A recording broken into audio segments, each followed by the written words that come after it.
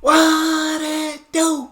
Dream Team, it's your boy D Neil back with another reaction video, guys. Here we are with India's prostitution villages. Before we dive in, y'all, make sure y'all subscribe, ring the notification bell, get a video a thumbs up so it gets suggested, and let's jump right in. Rajkumari is waiting for customers at the roadside. Oh, wow. She has a young baby to feed at home and a family to support. So far, no luck. Rajkumari is one of the hundreds of thousands of Indian women in institutionalized sex work in a practice with roots in the age-old caste system. Wow. Trapped by tradition.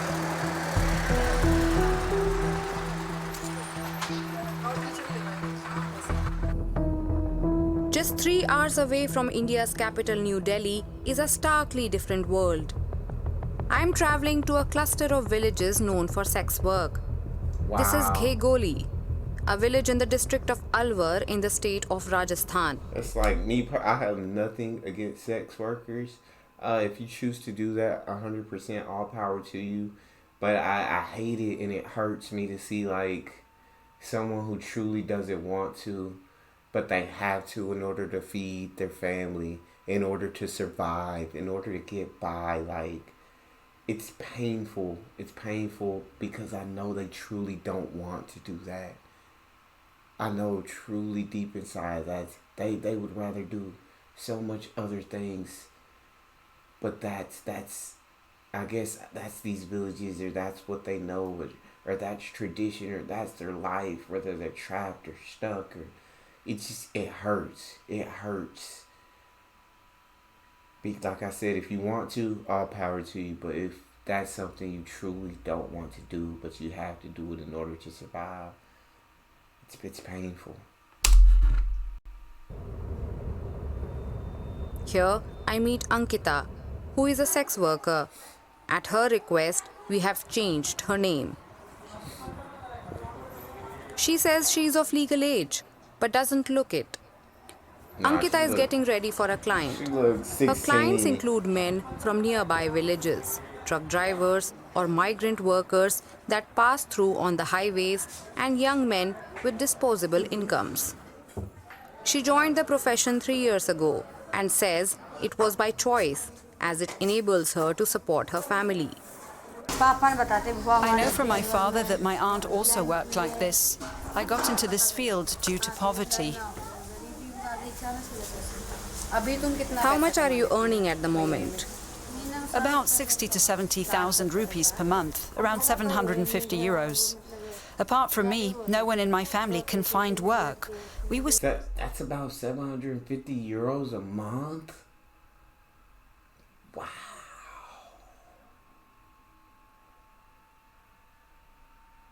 You just think you'd make a lot more. But I don't know how it works. I don't know. But it's like, hey, like, she has to feed her family. She has to, it's their way out of, like, poverty. She was born into poverty, and it's their way out of poverty. Starving. We need a roof over our heads. We need to build a house, and my sister needs to get married. Wow. Do you have any debt? I paid it all off. How much was it? About 11,000 euros.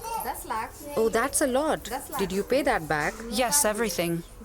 Within 2 years? God. 3 years. Jesus. Having to borrow money traps many families. How? Making $750 a month? How did you pay that off in 3 years? 11,000 euros worth of debt, 750 euros a month. But you still gotta use money to survive. You still gotta eat. You still gotta put a roof over your head, clothes on back. She's incredible at budgeting, man, and I might need her to come work my finances out, dog, to get me out of debt. Jesus. Families here in a vicious cycle. Banks do not lend money since they do not consider sex work as work. So these families turn to local lenders who charge exorbitant interest rates, making them even poorer. Rachna, we also changed her real name, is the eldest of a total of 7 siblings. Due to high debt, she also has to work as a prostitute like her mother and her aunt. I was 15 when I understood what it was all about. And at the same time, it became more and more clear to me how poor we are. So I got in. What was the situation? My little siblings always had to beg for food. We have no real house, no land, nothing. At some point, the money that my mother earned here as a sex worker didn't suffice, so she had to go to Mumbai. In hotels, you can earn more. She had to leave us alone to do so. It became clear to me that it was the only way to make money, and essentially for us to survive. One day I finally said to her, I don't want you to do this. I will take care of this. I am now the breadwinner of the family. Rachna went to Mumbai through an agent who recruited her by contacting local pimps in an elaborate sex trade network. There are an estimated 3 million sex workers in India between ages 15 and 35. Sex work is legal in India. Pimping and human trafficking are not. This is a matter of survival for many like Rachna. They are abused in this system but stay for lack of any other avenues of work. When I was very young, I had a client in Mumbai who treated me horribly. He wouldn't even pay me. Instead, he beat me black and blue and even stole my clothes. Oh my God. I ran after him, but couldn't take them back. It was extremely humiliating.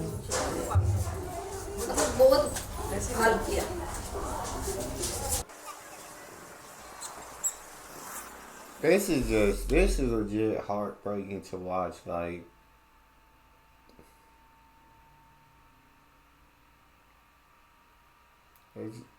it just sucks, man. It honestly just sucks so much. Like, they have no choice but to do it because they have to survive, and I completely understand that. It just sucks that that's what they have to do to survive. There is a stigma attached to these villages, as the people here belong to the bottom of the caste hierarchy. Nuts, Bedia, Banchara and Kanjar, where these women come from, have traditionally been nomadic tribes. They move from place to place. They're scattered all over, but many are in the states of Madhya Pradesh, Rajasthan, Haryana and Uttar Pradesh.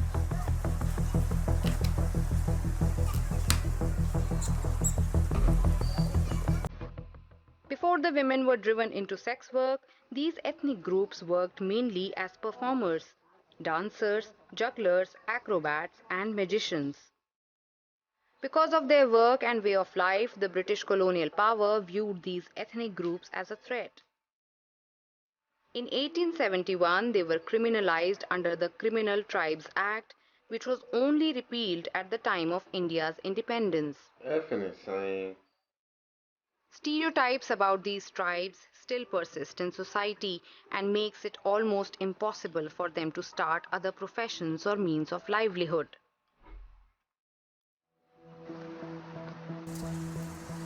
I went to meet male members of a family from the community.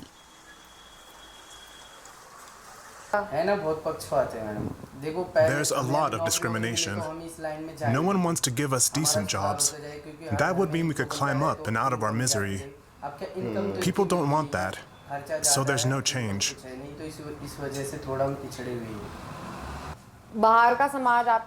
How do you determine that? How is this noticeable in everyday life?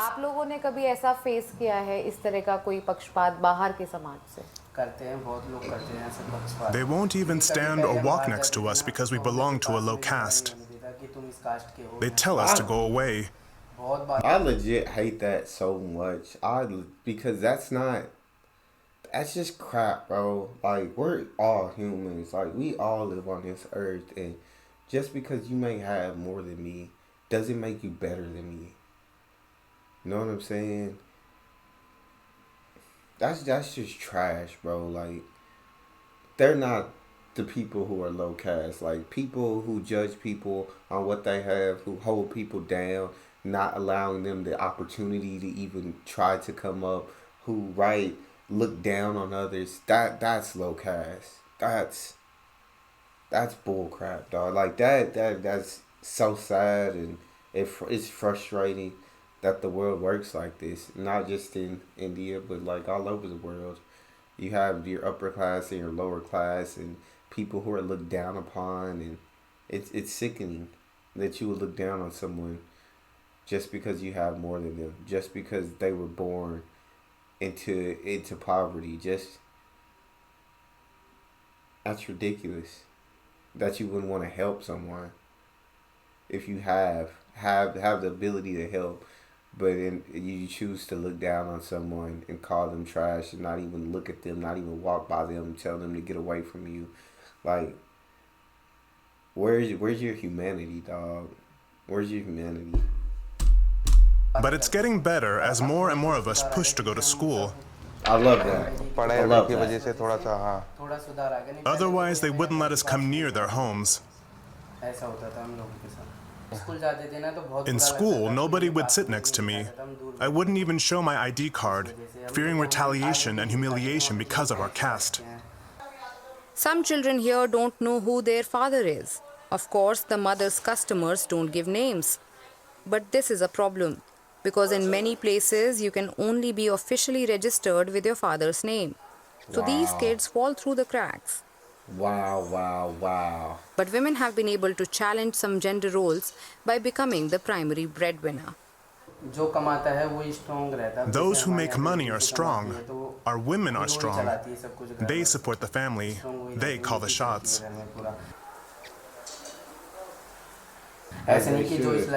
The women are ahead of us here. They are immensely respected. These women are able to bring income to the families, build properties, and make homes. They can pay off family debts, which not many women in India can do. Some eventually leave the village and move to the country's major urban centers, to Delhi, Mumbai, or Calcutta, some even as far as Dubai. Husbands, fathers, and brothers of the sex workers are involved in enabling this trade and contributing to the family economy. They act as pimps, but also do house chores and raise children.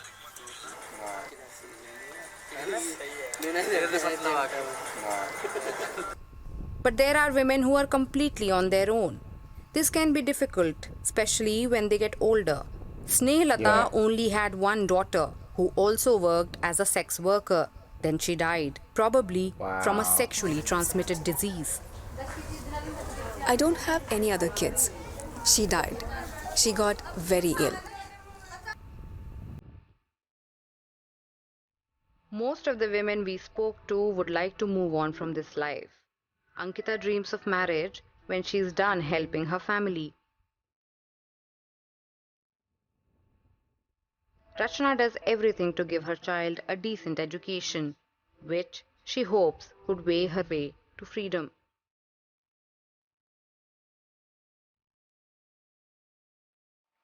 I'm so glad that they're like still able to smile, and they're still able to be pat, like, even though this isn't the life that they want to live, they'd rather be doing something else. She wants to get married. She's doing this to support her child's education and pray that's the way to free her from this life. They haven't let this like take any dignity or anything away from them. Like, and I love that the village looks upon these women as like strong women, and these women are able to call the shots because they are the breadwinners, and that they're not, know what I'm saying, looked down upon in their village because of this, or in their community because of what they do, what they have to do to support their family, what they have to do to pay back these debts and everything. I love that. I love that there's no judgment involved. That's incredible. However, something is slowly changing in the villages. I meet Guddu Nagar, a teacher who is supported by an NGO working to end sex work.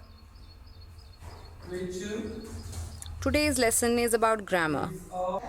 He believes a good education will help the women find safer ways of employment. A group of words which gives a complete sense is called sentence. शब्दों का एक समूह जो पूर्ण अर्थ देता है वो वाक्य तो क्या बन गया ये वाक्य और इससे हमें पूरा अर्थ मिल रहा है कि राम का एक काम कर रहा है वो किसका काम कर रहा है लिखने का काम ठीक हमारे कुछ परिवार ऐसे हैं कि जिनको एजुकेशन से जोड़ा This has already worked for a few families. One girl even managed to get into the police force in Jaipur, the nearest major city. Another family has several children in medical professions. One boy is a lab technician, 2 girls are studying, one is going to become a doctor. Oh, wow. That's awesome. In these families, no woman works as a sex worker. तो ये भी बदल गया पूरा ये 2-4 अच्छे परिवार हमारे बदल गए Guddu Nagar belongs to the same tribes. His relatives were in the sex trade too. He wanted to break the cycle.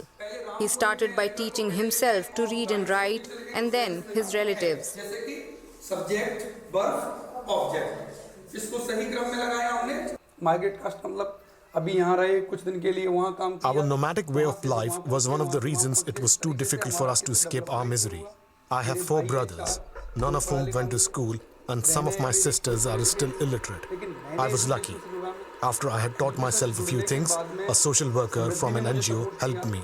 Today, I have an official degree and can work as a teacher. English से MA B.Ed हूँ मैं और अभी बच्चों को पढ़ा रहा हूँ. There are stories like this, but few and far between. Members of the community are trying to change the destiny of the next generation. Love that. I love that. I'm Nancy, and I want to be an air hostess one day. Why an air hostess? It's my You want to dream. travel? Because you want to fly. Yes.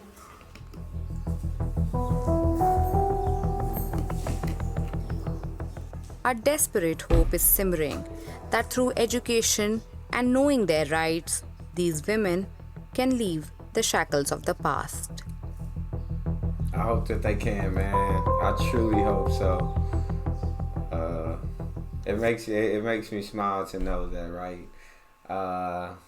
The next generation, everybody's fighting for the next generation, for them not to have to do that. You know what I'm saying? For them to be able to find less dangerous work. That's truly awesome, and that just brings a smile to my face. I truly hope that changes, not just in India, but all over the world, where people have to do this just to survive. Like I said in the beginning, if you want to do this, you know what I'm saying? Like, that's, if you like enjoy doing this, you're happy doing this, all power to you. I love it for you. But right, if you're forced into this because your family has a lot of debt, because you have to put food on the table, because you have to survive, but this isn't something you truly want to do, then I just pray, right, that you continue to fight for the next generation, that you continue to keep pushing, keep fighting, and that you figure out a way out. Truly do. That's all we got. Make sure y'all subscribe, ring the notification bell, get a video a thumbs up so it gets suggested. It's your boy D Nia, out.